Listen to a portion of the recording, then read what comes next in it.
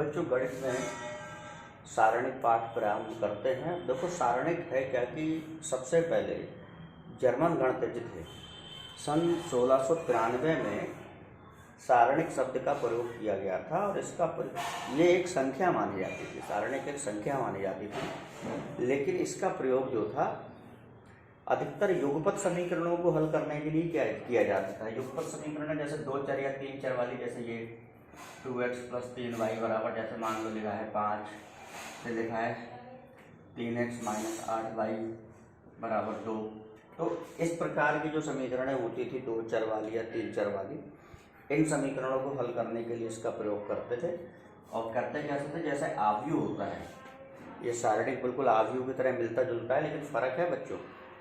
आव्यूह में जो हम प्रतीक बनाते हैं आव्यूह का, उसमें ऐसे बड़ी ब्रैकेट कोष्ठक होता है, बड़ी ब्रैकेट ऐसे कोष्ठक होता है, ये प्रतीक आव्यूह का है। सारणिक में ये ब्रैकेट्स बंद नहीं करते, केवल 2 खड़ी लाइनें हैं। और इसमें क्या होता है, जो चर राशियाँ होती हैं, जैसे हमने चर राशि x और y प्रयोग करिए तो इनके गुणांकों का इसमें प्रयोग करते हैं। जैसे x और y के गुणांक 2, 3 हैं तो लिखेंगे 2, 3 और -8। ये सारणिक का प्रतीक होता है। इस प्रकार से सारणिक को हम युगपत समीकरणों के रूप में हल करने में इसका प्रयोग करते थे।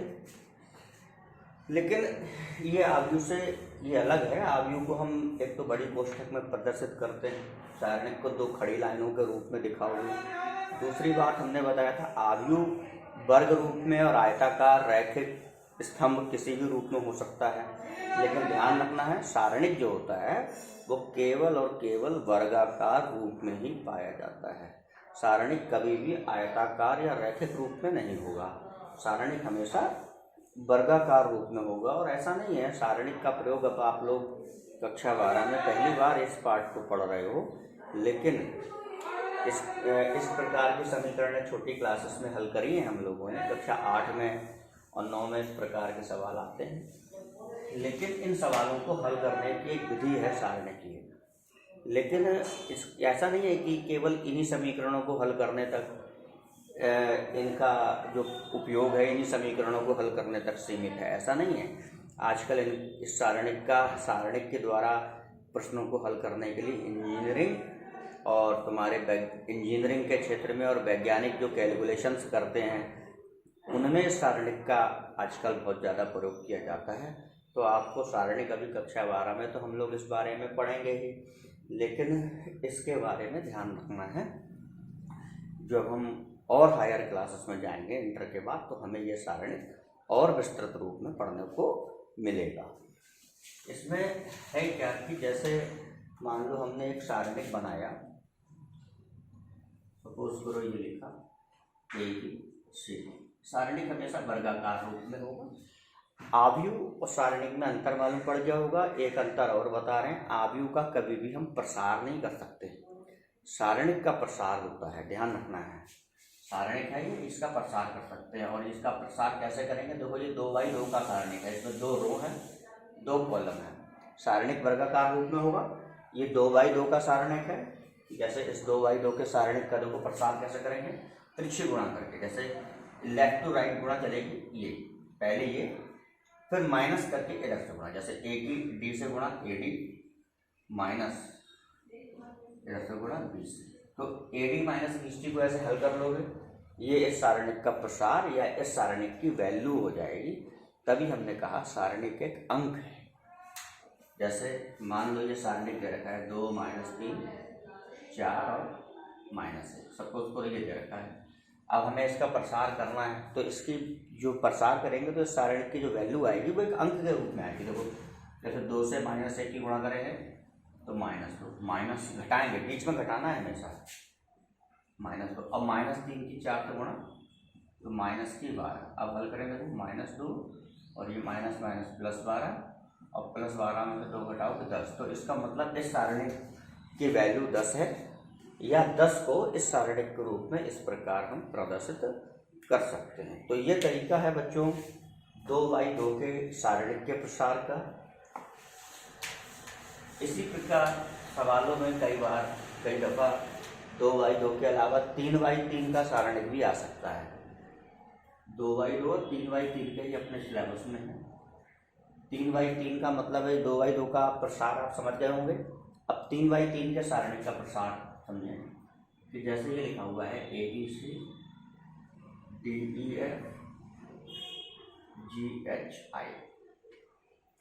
देखो ये 3/3 का सारणी है, 3 रो 3 कॉलम। इसका देखो हम प्रसार कैसे करेंगे। प्रसार पहली रो के सापेक्ष करना है, इसका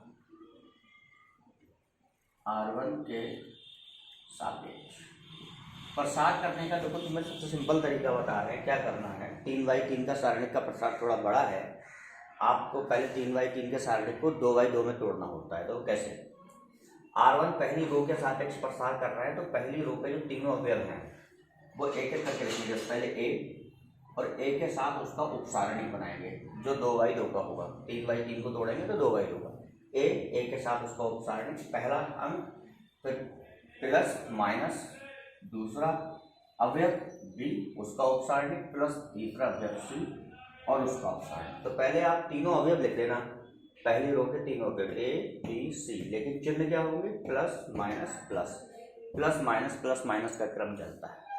अब इनके साथ इसके उपसारणिक लिखने हैं। अब उपसारणिक कैसे लिखते हैं कि A का उपसारणिक चाहिए, तो जहाँ A अवयव है उसकी क्षैतिज पंक्ति और ऊर्ध्व कॉलम दोनों को छुपा लो। देखो A की क्षैतिज पंक्ति ये छुप गई और ऊर्ध्व कॉलम ये छुप गया, तो आपके ये बचे EFHI।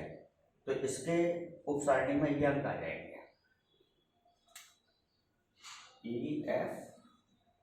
EFHI। इसी प्रकार जैसे B का उपसारणिक चाहिए, तो B की क्षैतिज ये छुप गई और ये ऊर्ध्व ये छुपा लो B की। देखो तो B की क्षैतिज और ऊर्ध्व छुप जाएगी, तो ये बचेंगे DFGI।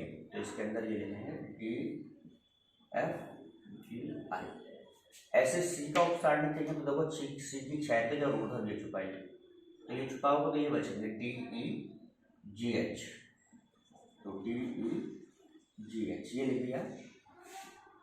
अब इनका हम जैसे 2/2 का प्रसार करते हैं वैसे करते हैं। तो A त्रिज्यीय ऐसे EI माइनस इधर से FH माइनस B इंटू ऐसे DI ये और माइनस ये FG plus C into DH minus G। और अब इस संख्या को हल कर लेंगे, तो इस प्रकार हमारे 3/3 के सारणिक का हल हो जाएगा।